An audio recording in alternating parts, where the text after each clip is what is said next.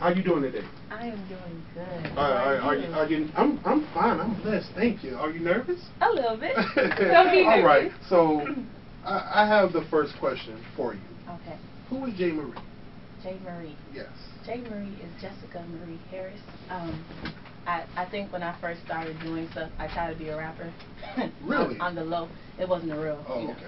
But I thought I could rap, so I just threw some random name together, J Bless, and I started singing sometimes with people a little bit here and there on a track for a rap record, and I just kind of stuck with it. So I'm just someone who loves to sing, loves to worship, loves to dance.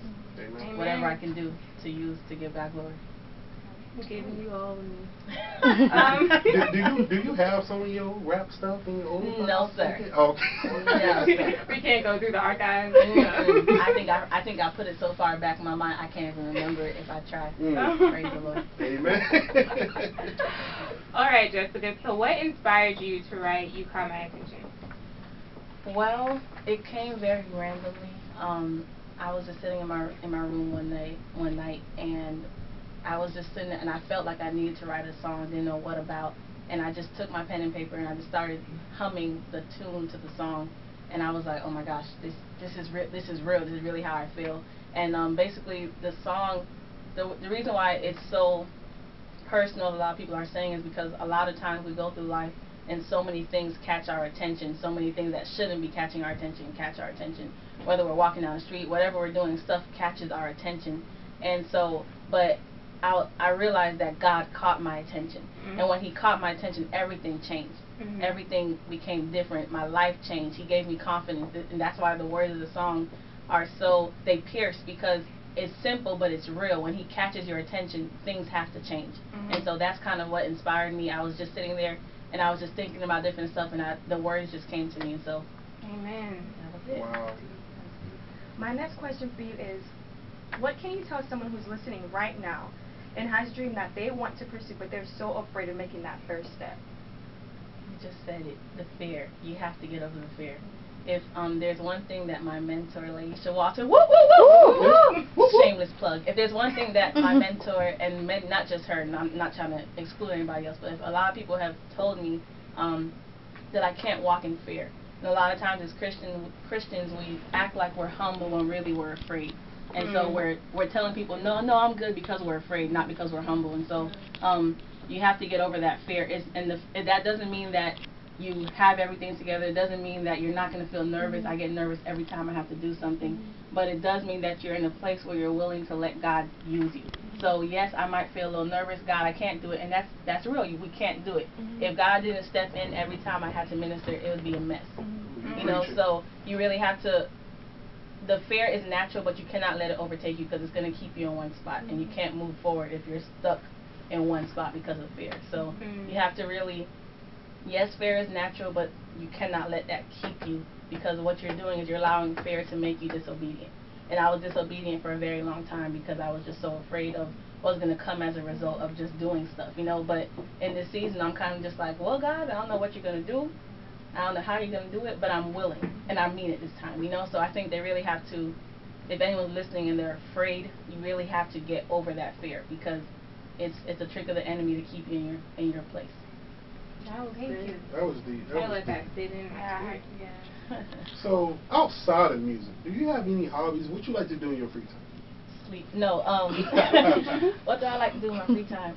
Well, I used to dance a lot. Whoop whoop. I used to dance a lot. I just relax. I chill. I like to rest. I really like to rest. I love to laugh. I love to eat. Yeah. Amen. So I don't really do much. I chill. I go to movies when I can. I stay at home and watch TV. Nothing big, but dancing would probably be the other thing. Yeah. That I do. Yeah. Okay. All right. So, what were some setbacks that you had in the process of making your first single? I had no money. That's true. Jesus, I had no money. No, the biggest setback was me, because I was just like, I don't want to do this, because then people are going to expect me to keep singing, and they're going to expect me to have more songs, and I don't want to do it, because I don't know if I can handle it. And so I was my biggest setback at first.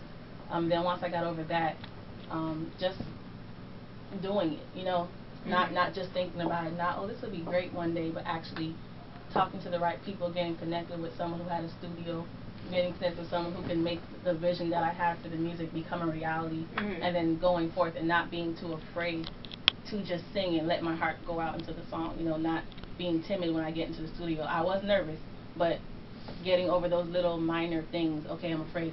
Get over it, Jessica. Okay, keep going. I don't want to say nothing because then they're going to ask me what's coming next. Get over it, Jessica. Say, you know, so those different little setbacks was what I had to encounter.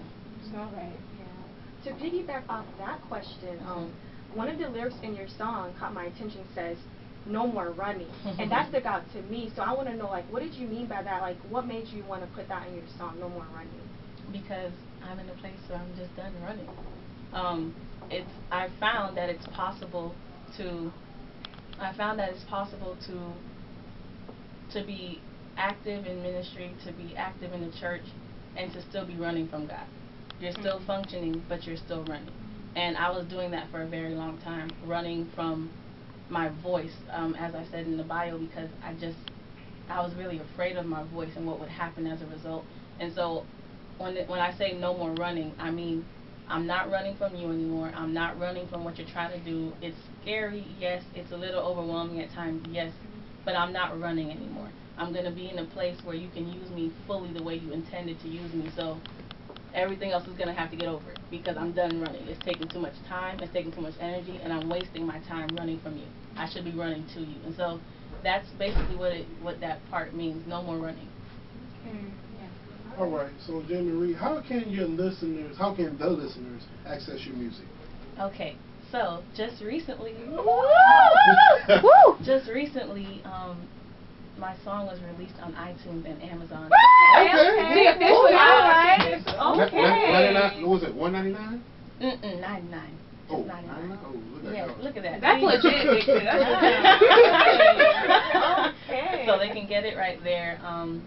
That's the main way they can get it, and they can also follow me on Twitter, Miss JMArie1. They can follow me on Instagram, JMArie for real, or they can for real, or they can go on my Facebook page, www.facebook.com/JMarie's Ministry to stay up to date with everything else I have coming out. What about your MySpace? You got a MySpace? No. Music on man. Everybody has music on MySpace. Yeah, no. Not the You know they renovated it. Yeah, you never know. I'm just saying. All right, Jessica, last question. It's a little funny. You've been in church all your life, pretty much. Oh, gosh. So what was your most embarrassing church moment? Okay, so one that comes to mind first is that I was at church and I was excited and I was trying to run somewhere. Oh man. Come on. No more running. Nice fun. That was good. I was trying to run somewhere really quick and I took a corner and I fell. Like I straight hit the floor on my back. How old were you? Too old. People saw you? A lot of people saw you? Yeah, some people saw me. And they laughed. They laughed real good in my face. It was so embarrassing. Oh, Yeah.